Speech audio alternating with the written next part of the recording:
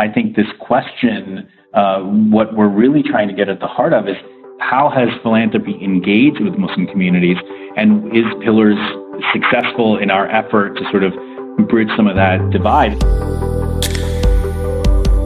Welcome to the Social Change Diaries, the show that looks behind the curtain at everything you want to know about the social justice and nonprofit landscape. I'm your host, Vanessa Wakeman.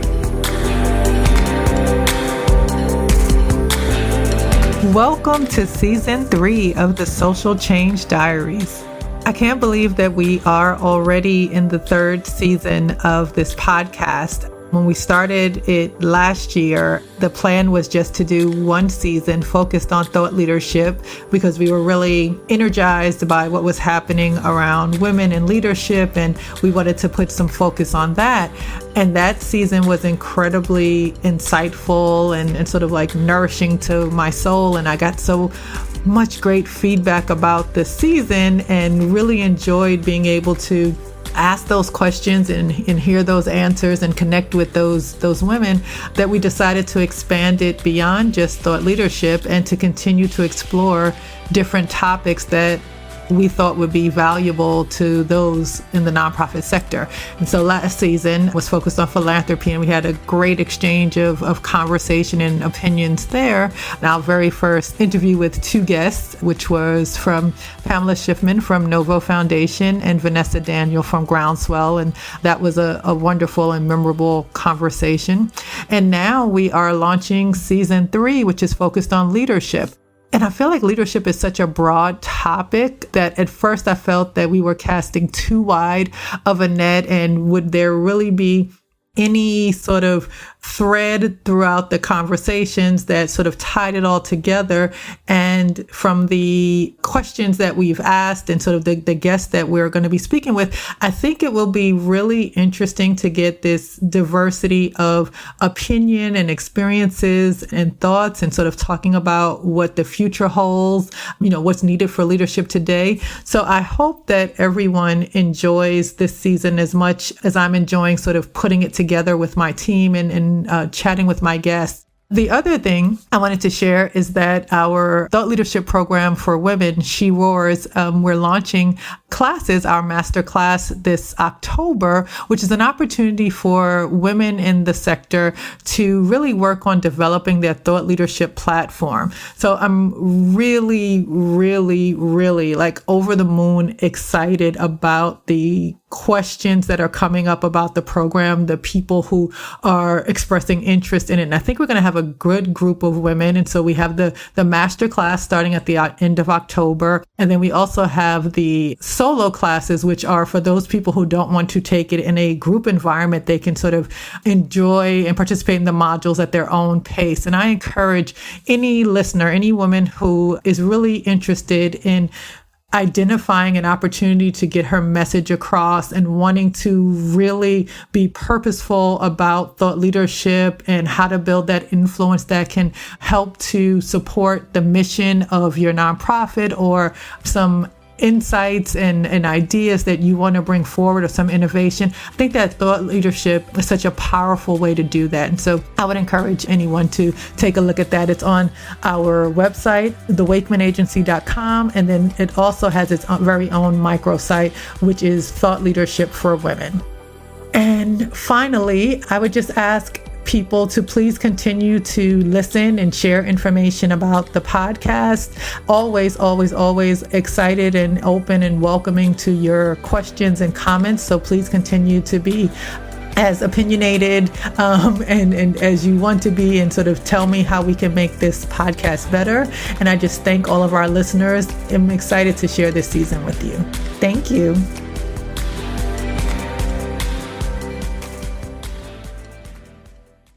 Welcome to the first episode of Season 3 of the Social Change Diaries. I am chatting today with Kashif Shaikh. Kashif is a first-generation American Muslim and is the co-founder and executive director of Pillars Fund. Along with a group of 5 American Muslim philanthropists, he founded the organization in 2010 in partnership with the Chicago Community Trust to ensure that future generations of American Muslims have access to all of the freedoms and the opportunities by advancing an understanding of the American Muslim community. Under his leadership, he has grown the organization into a leading voice for American Muslims and built partnerships with some of the country's most respected civic institutions. Prior to launching Pillars, Kashif was a program officer at the Robert R. McCormick Foundation. In this role, he managed dynamic charitable partnerships with the Chicago Tribune, Chicago Blackhawks, Chicago Bulls, and other corporate entities, overseeing $5 million in annual grant making. I have all types of questions for Kashif, and so let's jump in. I am here today with Kashif Shaikh, super excited to talk to him about his work with the Pillars Fund and really to help us kick off our season of leadership. And this is our first guest. And so there's lots and lots of pressure on the first guest to sort of set the foundation of what the season will sound like. And if people find something here that will keep them returning. So with that, I say hello and thank you so much for joining me today.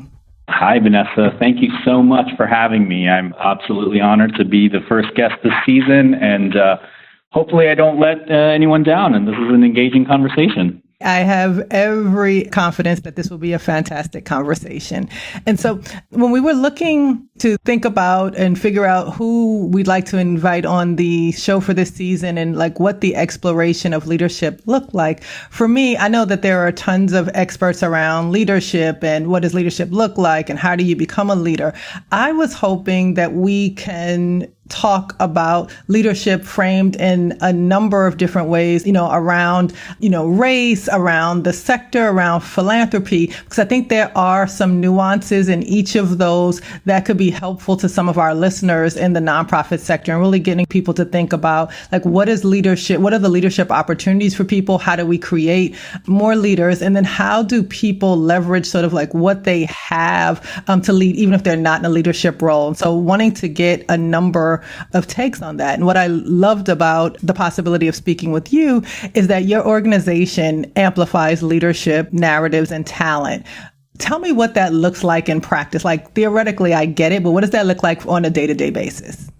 Sure. So the Pillars Fund is an organization that one of our primary sort of missions is to invest in American Muslim leaders and organizations. And so really what in practice it looks like is the Pillars Fund is a philanthropic institution that makes grants to important, often under-resourced communities that are working within or alongside American Muslim communities. And so what is really exciting about the work that we've been able to do over the last, we've been in existence for about 8 years, is to really kind of like highlight and sort of amplify this really amazing group of people who are like, really the definition of intersectional. They cut across genders, races, and then sometimes in sexual orientation. And what we have really tried to do is find these young and dynamic leaders and the organizations that they are running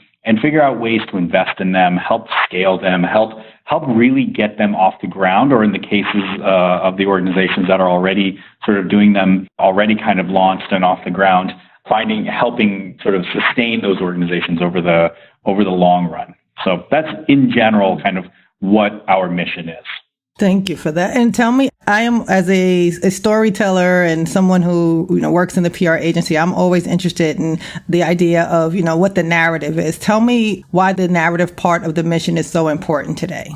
Yeah, I think narrative is really at the heart of everything that we do, because if you think about it, the reason that the Pillars Fund even exists as an organization is because for as long as I can remember and for a very long time, the narrative around American Muslims has been that they're sort of associated with terrorism, have been associated with sort of nefarious foreigners. Like, it's always been this kind of narrative that is really rooted in suspicion of who we are. But the reality is very, very different. American Muslims are a immensely diverse group of people, and we've been, in America since the very beginning. I mean, some Some research shows that as many as up to 1/3 of slaves or enslaved people that were brought into the States were of Muslim origin. And there's a rich, dynamic history of Muslims playing big roles in this country since its very beginning. You look at the civil rights movement, and you look at the Black Muslim movement and how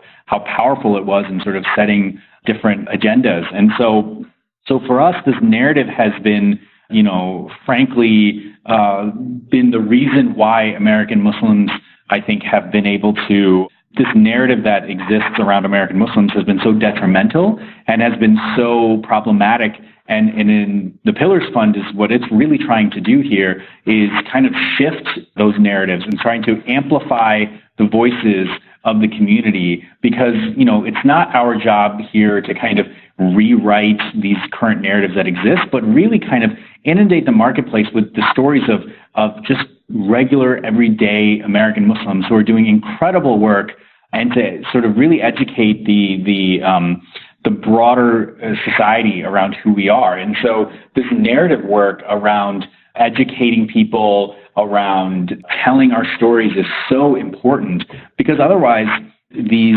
stereotypes of who Muslims are will continue to sort of persist. And I think the way that they're persisting is, unfortunately, in really kind of, as we've seen in this current election, we've seen it sort of come to a boiling point with the Muslim ban. Mm-hmm. And why was the Muslim ban able to be passed was because it's easy to sort of demonize Muslims in this country, because it's easy to say, well, we're suspicious, we don't know what they're up to, this and that, because many people have never met a Muslim or don't know the stories of their Muslim neighbors or their Muslim doctors or their Muslim whoever. And so narrative is really at the heart of everything that we're trying to do.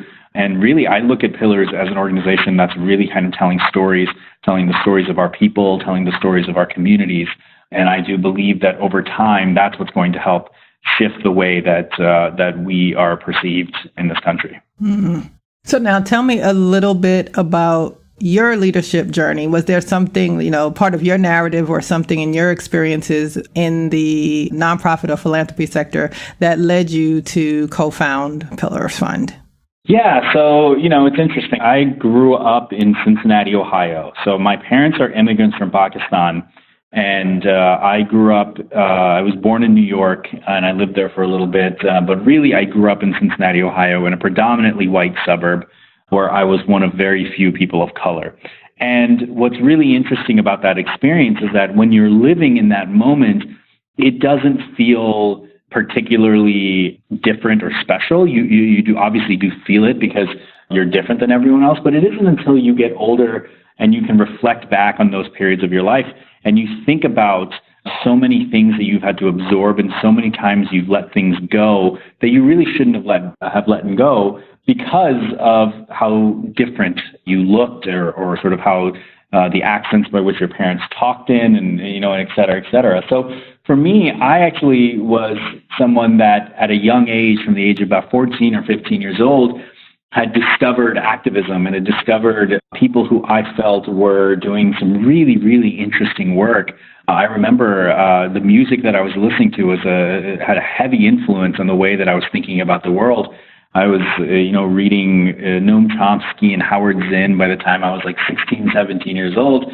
I don't know if I was fully comprehending Chomsky, but Zinn, People's History of the United States, was a really, really important book in my life. And it sort of helped me think about the world in a different way than I was sort of being taught. And one of the things that I've always sort of been drawn to is anytime I see a problem, I've never really been the type of person that's really interested in theorizing about that problem for too long. I want to think about ways to really solve it. And I think that is one of the most important things and lessons that I've learned is that how do we think about solving issues as opposed to simply just talking about them or really theorizing about them. And so for me, I had found some incredible mentors in college who sort of like sat down with me and sort of figured out kind of what I was interested in. I started doing volunteer work when I was about 16, 17 years old. And I had a mentor in college who told me, you can make a living doing work in the community. And it was the first time I'd even known that the nonprofit sector was a place where one could work. And so I was very fortunate to have gotten a job with the United Way of Metropolitan Chicago right out of college. So it was about 2006 is when I moved to Chicago and started my journey as a professional in the field. And honestly, it's been 13 years, and I've been so fortunate to have met incredible people who've helped me, who've believed in me, who've really kind of invested their time and in some cases their money in me to help grow me as a leader. And so I've been very lucky that over the last 13 years I've had sort of positions of increasing leadership, which has sort of culminated in today of starting and running the Pillars Fund, which was something that I did not do I started it in 2010 along with a handful of philanthropists. And, it was not something that at the time we thought was going to be sort of a full-time organization. And to see where we've been able to come in such a short amount of time is really remarkable. But it also reminds me, and it sort of humbles me to think about all of the people who believed in me. I mean, everyone from my sister to my parents to my cousins to the people who I've worked with professionally. It takes a village, and I truly do believe that. So the journey is far from over, but it's certainly at a point where I've been able to reflect on it and think about what it's been that's helped me get to this point. In your journey and your experiences prior to Pillars Fund, were you one of the only people of color or the only, Muslim person who had a sort of seat at the leadership table, or were you in environments? You talked about an environment where you felt supported, and so I'd like to think that possibly others were supported. Like, did you see diversity in those organizations, or did the lack of diversity have any weight on your decision to create an organization like this to help support potential leaders? Yeah, it's a really great question. And so, the reality is that the reason I started the Pillars Fund was because, as I sort of began my career in philanthropy, I didn't see a lot of Muslims in the field. I was often, one of maybe one or two, or most times just, one of one. And one of the things that really kind of motivated me to start Pillars was I was really kind of interested in this idea of the power of philanthropy. My first job, as I had mentioned, was with the United Way of Metropolitan Chicago. And one of the most interesting lessons that I learned while I was there was I got to sort of see how power was built. And it was really interesting to watch these, at 22 years old, sit down in a room with these CEOs or these managing partners and sort of see how important civic responsibility was to them and how active they were, partly because they truly believed in it, but partly to sort of be a leader, a business leader. These were important issues to really kind of champion.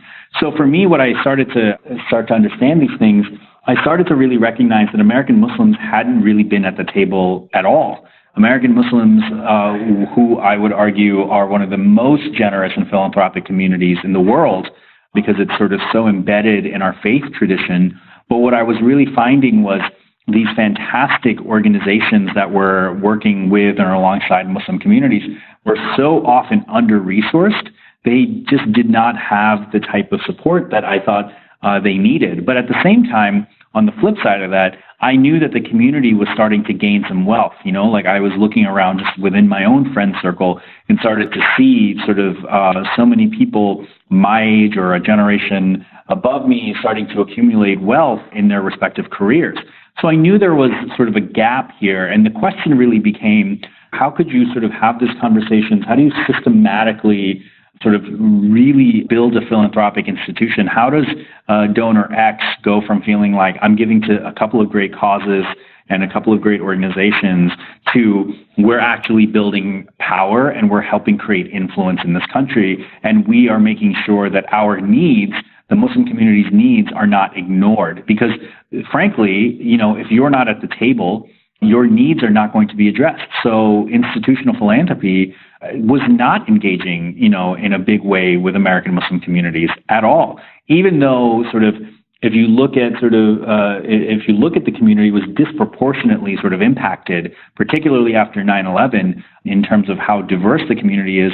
It was very disproportionately impacted by both everything from the current administration's policies to foreign policies to a lot of these different factors. And so for me, the Pillars Fund was really kind of this idea to kind of bring these two sides of our community together. But ultimately, the goal was, how do we have a voice, and how do we make sure that our needs are on the agenda as philanthropy continues to sort of build its strategic plans, think about ways to invest in vulnerable communities, really carry out its mission. It was really important for me to say there needs to be an institution that's kind of holding these foundations accountable for what they're doing.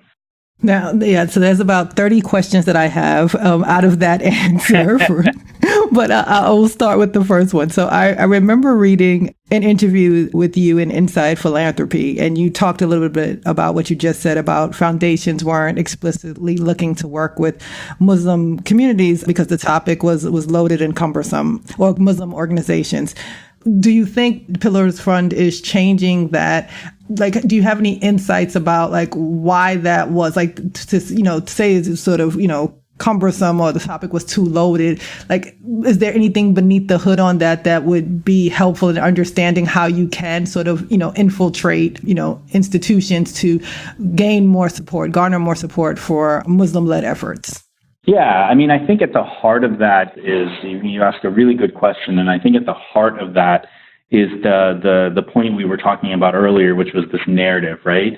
So as I've mentioned, the narrative around Muslims in this country has always sort of been steeped in suspicion, has been steeped in sort of, this, who are these foreigners, do they love our country, et cetera, et cetera. And so, I don't think that our institutions and our communities were immune in treating Muslim communities that way. And so as try as they may, I think, and again, I don't want to generalize, because I'm sure that there were institutional, philanthropic institutions that were supporting Muslim communities. But, I can generally say, being in the field for as long as I've been, it was certainly not happening in any type of meaningful way.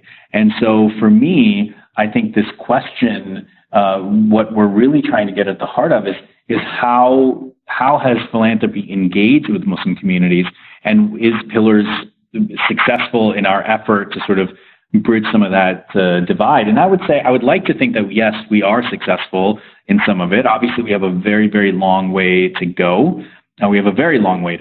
But I think that one of the things that has been really sort of powerful has been, the first step is getting to know the communities that you want to serve and invest in, et cetera.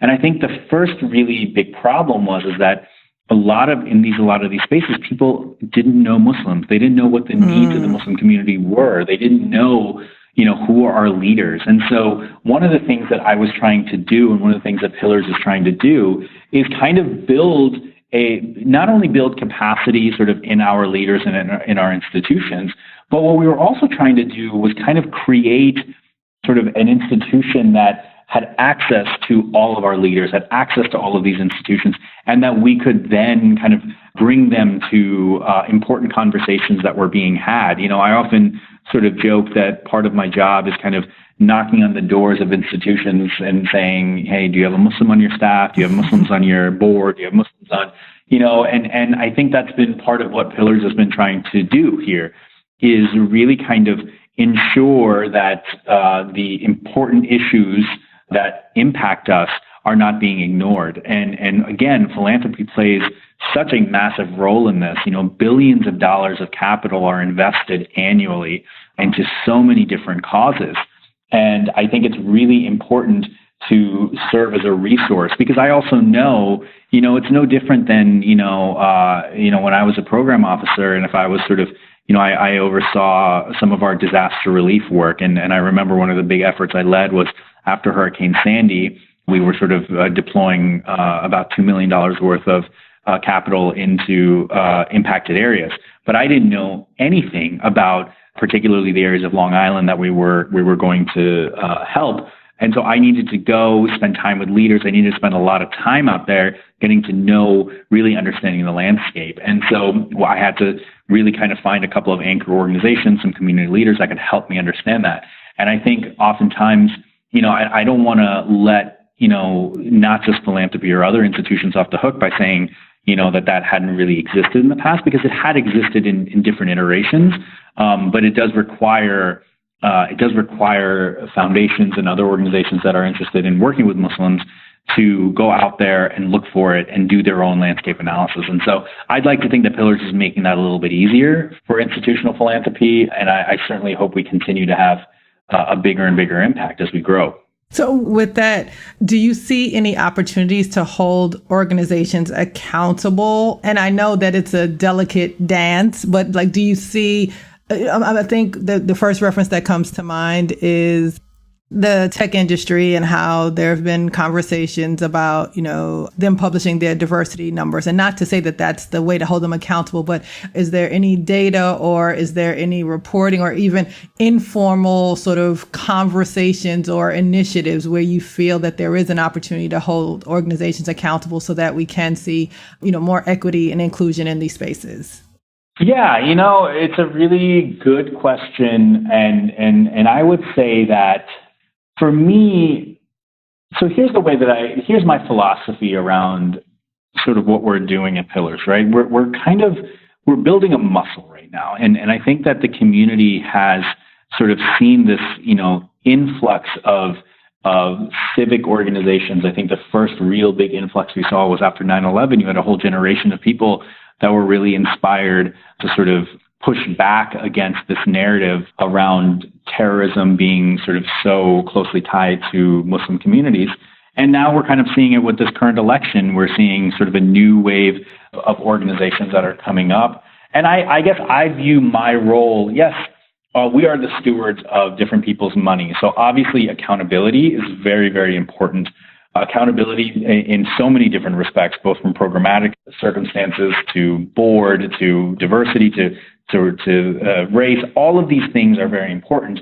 But ultimately, what I think Pillars is really trying to do is kind of, I joke, we're really inundating the marketplace with stories about Muslims. And we're sort of really trying to find interesting, smart, talented Muslim leaders who are doing some really, really fascinating work and impactful work and really getting behind them. And so for me, this accountability question, it's a challenging one, not because we don't hold these organizations accountable. We absolutely hold them accountable, and we have lots of sort of procedures in place that will do so. But I really kind of want to move away from this sort of hard line, metrics, driven kind of grant making, and allow people and allow young leaders to sort of have some room to breathe and build something interesting and build their leadership. And so for me, we are there with all of our grantees side by side there in whatever capacity they may need. But we also recognize that while we have resources and we can help them with what they need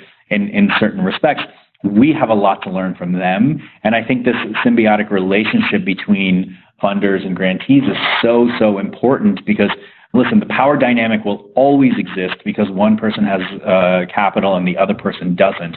So it's silly to pretend like there is not going to be a power dynamic. But what you can do is sort of diminish that dynamic a little bit and build a partnership.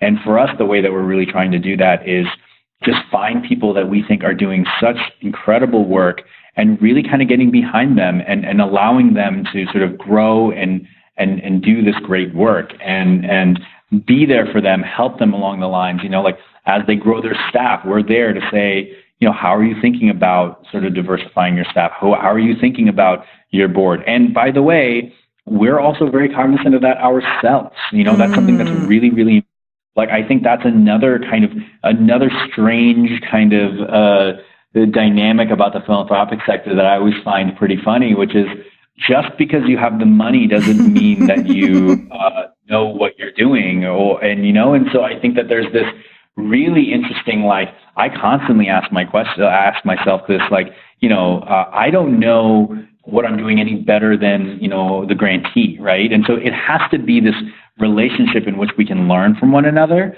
and we can listen to them and say, what are the needs that you really have? And knowing that capital that we are investing is simply one resource, and knowing that the so much of the knowledge is coming from them. And so accountability, yes, but like really stringent benchmarks and metrics. But yes, of course, we need to make sure that our investments and the organizations that we're investing in are succeeding and are doing work that's really changing the world. But we also recognize that takes time, and we have to build really strong and authentic relationships with our partners in order to do that. Got it. Let's talk a little bit about the current political climate. Have the priorities of the Pillars Fund changed at all as a result of sort of like what's been happening over the past 2 years? It's actually funny, and I would say that our priorities haven't really changed. And the reason our priorities haven't changed is because anti-Muslim sentiment existed well before this current administration, and unfortunately will exist well beyond this administration. We are not sort of naive enough to think that this type of sentiment was created by the current administration. It's certainly been exacerbated by the current administration, but it wasn't created. And so for us, when I sort of really kind of thought about Pillars in the early days, I envisioned an organization that was really kind of in it for the long run. I envisioned an organization that was thinking about ways to build power and create influence, and knowing that that's going to take some time, and knowing that we can't be distracted by sort of the issues of the day. Now, that's not to say that type of work is not important. I have some dear friends who run some incredible rapid response funds that are so necessary, and I'm so glad that they exist. But part of the mission for Pillars was never to really be a rapid response organization, but was to sort of be this steady, let's really think about what things look like in 20 years from now. So for us, obviously, it made the work that we were doing more urgent. It made, there was perhaps a bigger spotlight on us than had Hillary Clinton won. But that being said, our strategy remains the same. Our strategy remains to sort of amplify the voices and support our community and allow them to sort of do these platforms to tell their stories, because that's how change is going to happen. It's going to happen at a slow and steady pace, and we can't simply be reacting to everything that's happening, because that's never been our mission. So yes, I mean, of course, the election has had an impact on us, but it hasn't really had a big impact in terms of shifting our strategy in terms of the way that we think about the organization. I want to shift gears a little bit now and talk about women, one of my favorite topics when we're talking about the nonprofit sector. So we know that women make up more than 70%. I think it's 74% of the nonprofit workforce, but the numbers are, greatly reduced when we're talking about leadership roles. How is Pillars? Is there any sort of special focus, or is this something that you're thinking about with how do we get more women leaders, more women into those leadership roles? Yeah, it's a really great question, and it's one that I sort of think about regularly, and it's something that is something that's always on top of mind. And I think for me, there's a couple of ways to answer this question, but I think the most important way that I know how to answer it is to sort of first say we had to look inwards. I had this incredible opportunity to build an organization that had never been had never existed before, and so that comes with a lot of responsibilities. And of course, one of the most important responsibilities is staffing.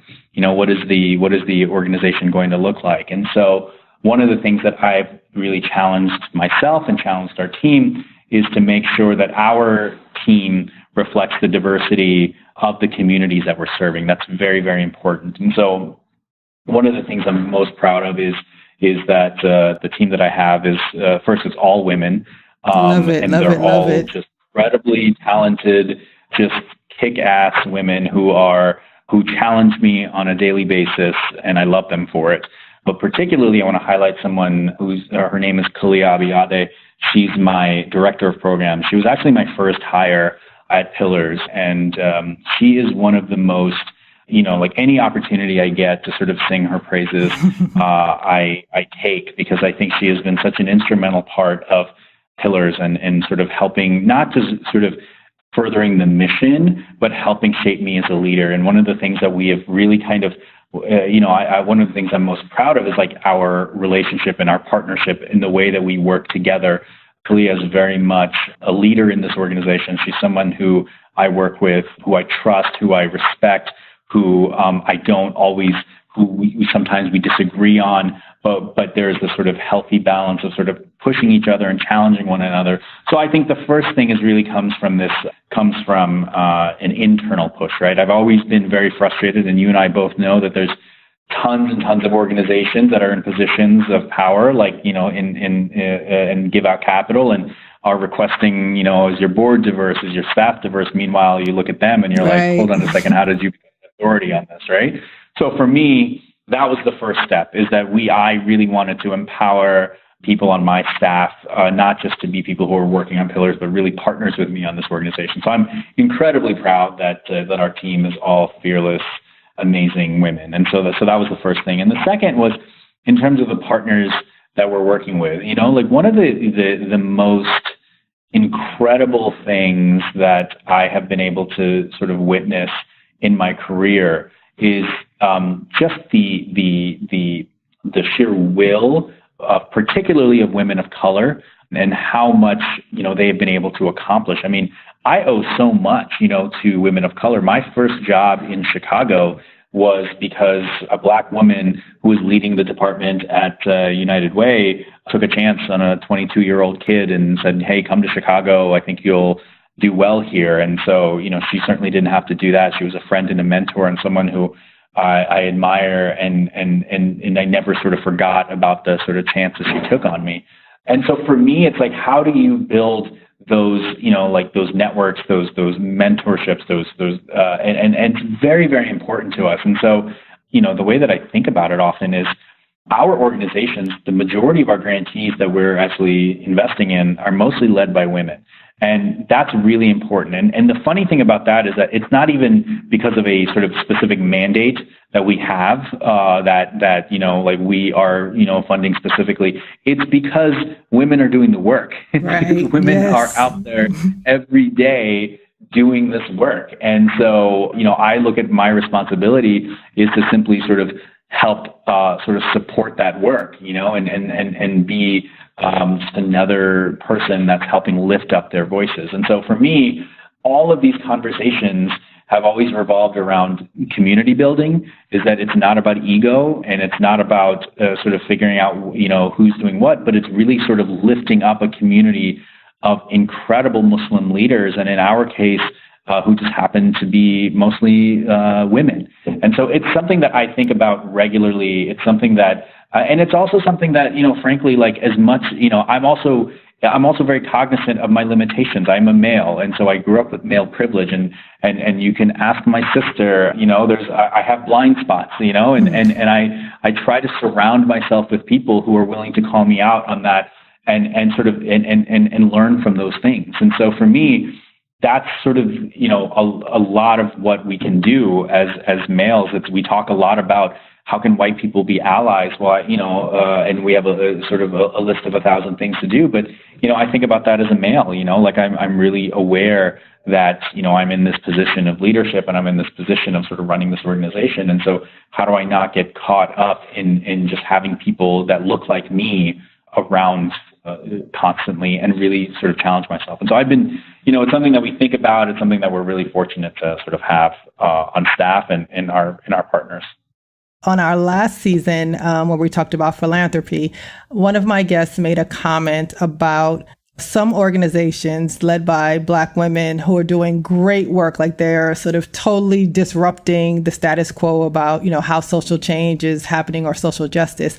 And their reward for doing a great job is, smaller grants saying, oh, you guys are such miracle workers. You don't need $100,000 to change the world like, your counterparts. I'm going to give you 10 and can't wait to see what you can do with this $10,000. And so do you find when you are working with organizations, is some of what you're seeking out, is it based on the understanding that there aren't support for them, or it's like what they're getting from other organizations is so small that you folks are trying to fill the gap? Like, how do you sort of identify how you're going to work with organizations as far as like what you're investing?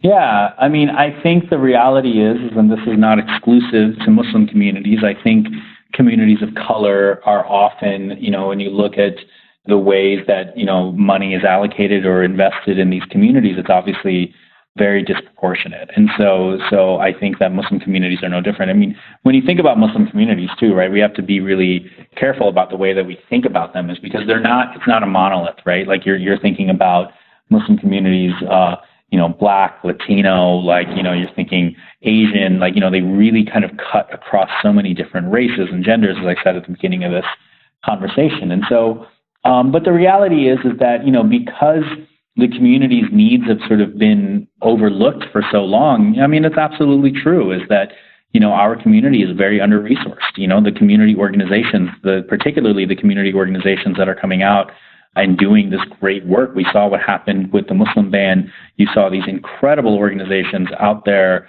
doing everything from litigation to organizing rallies to sort of just talking about the issue. It was so incredibly important. But yeah, you're right. They're often under-resourced. And so I think the role that Pillars is trying to play, I mean, Pillars is not a huge organization, so we certainly don't have the capacity to kind of pay entire people's salaries and do all these great things that I wish we could do. But what we do try to do is kind of invest in these organizations and build a platform in which we can tell their stories so they can attract more interest. And one of the really great things about Pillars is that the way that Pillars has been structured, the way that we get our revenue is primarily through individual donor families.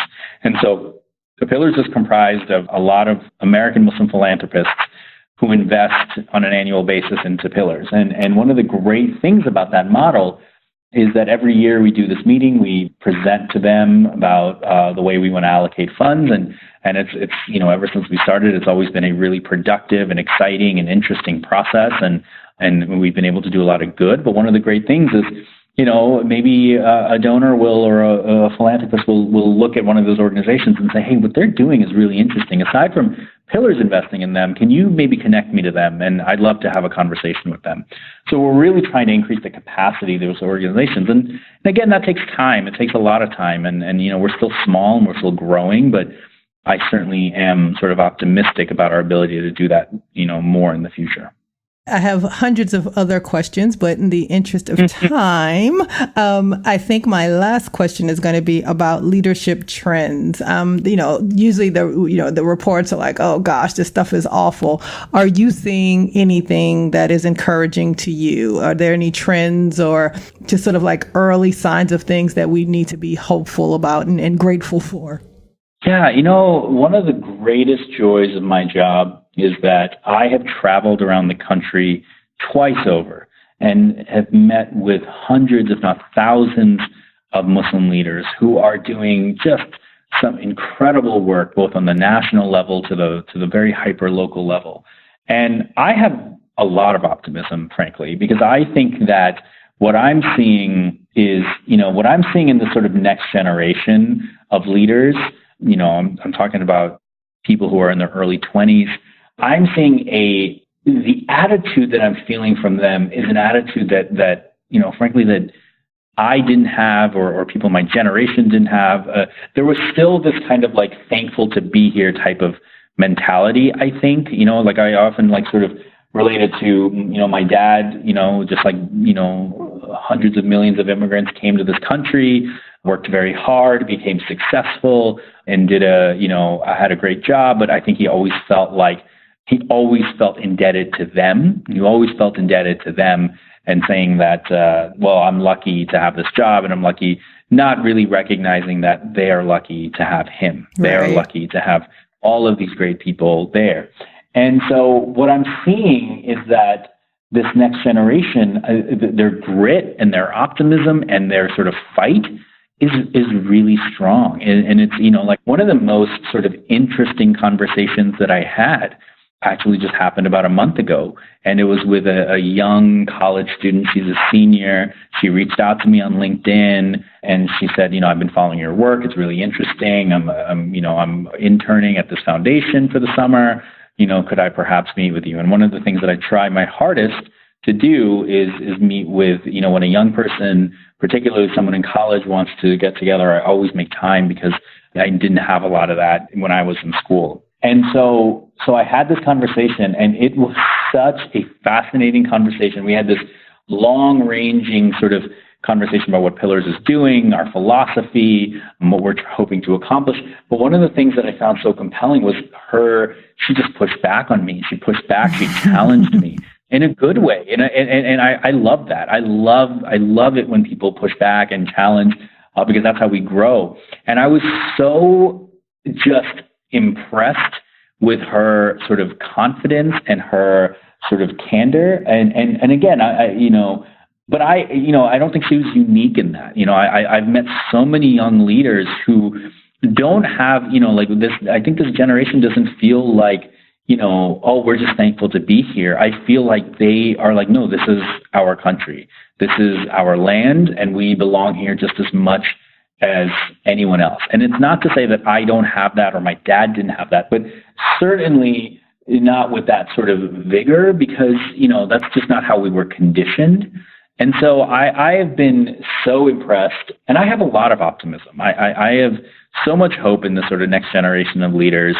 I think the future is in really good hands, but it's our job to help mentor, usher, provide resources, do everything we can to invest in them. That's fantastic. Before I let you go, is there anything that you want to add and share with our listeners? Just to, I want to thank everyone for taking the time out of your day to listen to this conversation. And I think, that last point that I brought up is the one that I always really try to leave audiences with, is that, listen, we're living in sort of dark times. I think most people, you see the policies that are being enacted, and it's scary, but I really ask everyone to sort of go out and meet people, meet your neighbors, meet the people who are doing the work on the ground, because that is a optimism that will give you a sense of optimism that you've never experienced before. I consider myself the luckiest person on the planet to be able to do the job that I'm doing because it's kept me sane in times of insanity. So thank you all for listening. Well, I would like to thank you so very much for taking some time to chat with me. This was very enlightening. And like I said, all the pressure is on you as my first guest. And I will definitely be asking you to return again, because I feel like the work that you're doing filters into a number of different categories and areas that I want to discuss. So you will definitely be back if you will be up for the challenge. I would love that. And we will continue to follow your work. And please share the website so people can check out Pillars Fund for me. Sure, it's the pillarsfund.org. So simple. Perfect. Well, I think it's safe to say that this season is going to be maybe our best. That was a great first episode, and I'm so grateful for Kashif sharing his experiences and also just giving some insight into the work that the organization does. I look forward to continuing the conversation about leadership, and please don't hesitate to contact us with any questions or comments. You can always check out what's happening and view and listen to previous episodes and seasons on our website. That's thewakemanagency.com. And you can send your emails and questions in to podcast@thewakemanagency.com. Until the next time.